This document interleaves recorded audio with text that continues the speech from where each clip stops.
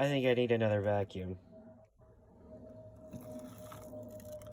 Oh, Jesus.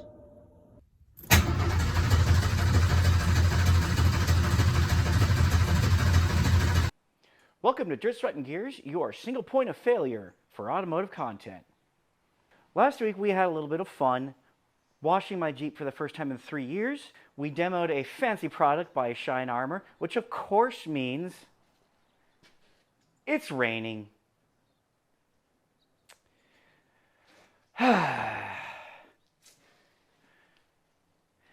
So let's continue on this exercise of futility. We are going to start cleaning the inside of the Jeep.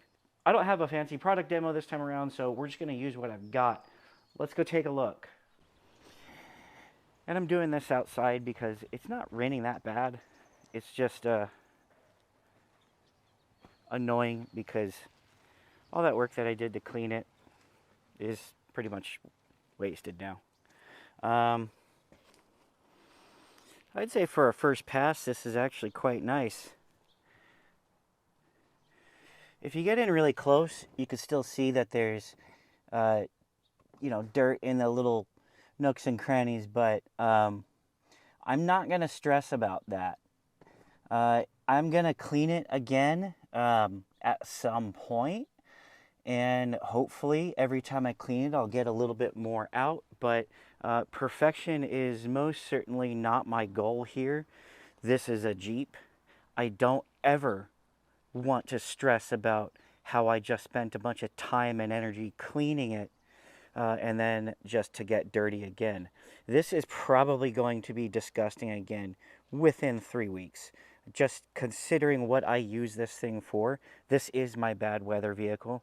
This is my park it in the dirt, wear boots that are covered in dirt and paint, hop in and go type of vehicle. I just, every other vehicle that I own, I have to think about, oh, I'm going to get this dirty. Oh, this is going to be such a pain to clean. What have I been stepping in? What's stuck to my ass? The Jeep is the one vehicle that I have just accepted whatever it ends up being is what it is, and it makes me happy. But that said, this is a really nice first pass.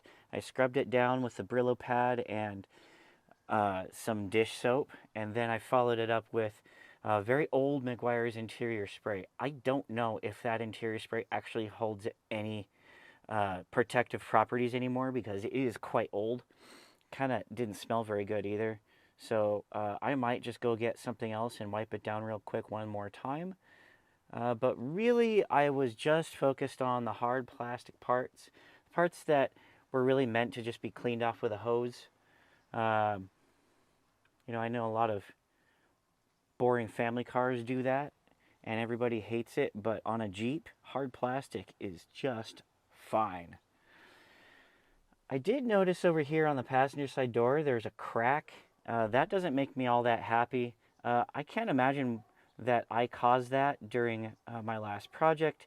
It was more likely just heat, because if you look along the top, there's a little bit of discoloration just from that side of the vehicle taking all of the sun when it's parked. And you see in the hardtop shell, I've probably got a little bit more cleanup to do, but I still have to decide if I'm going to keep this hardtop because it is cracked over here, and sometimes it even leaks. I've tried to fix the leak with RTV, which is absolutely disgusting looking, but I think it's functional. So I'm not exactly sure what I'm going to do about the top. I'm not going to stress about it too much. Next up, I am going to clean the floor, but I'm going to wait until the weather dries up because this floor is really nasty and kind of depressing to look at. And really, that's the goal here. I really just want to drive around this vehicle and not get depressed at my position in life that I live like some kind of slob. This, I can do better than this, so I'm gonna do better than that.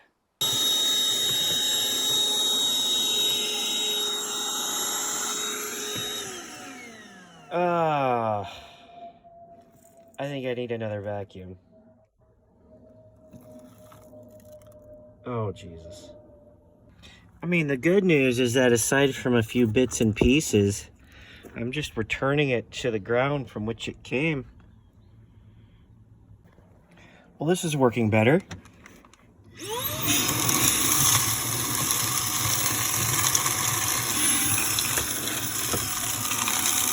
I still have to clean it out. I still have to clean it out about every 5 seconds.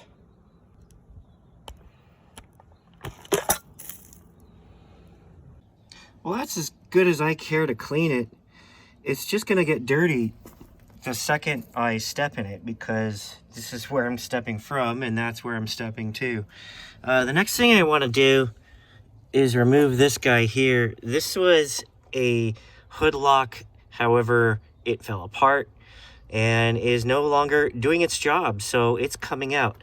And now that that is unbolted, I can put this back where it belongs. Well, so much for that project of cleaning the Jeep and keeping it clean.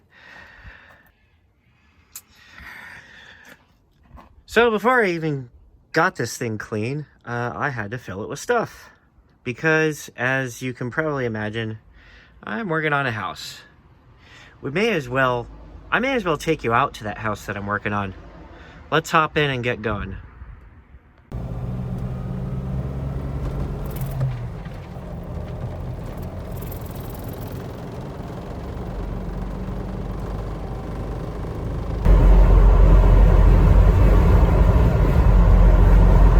And what a nice vibration. I mean, are you kidding me?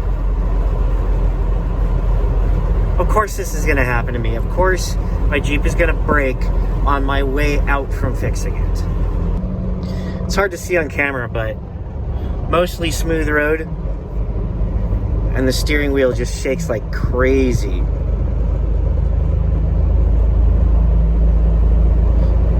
And then once you get up to speed, it kind of transfers to a rear end vibration. Well,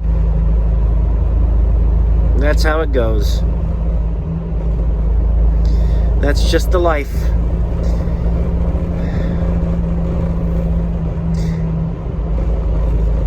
If you like these kind of automotive tragedies, like, share, subscribe, comment.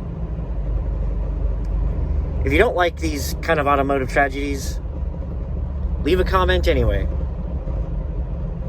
Thank you for watching, and I'll see you next week.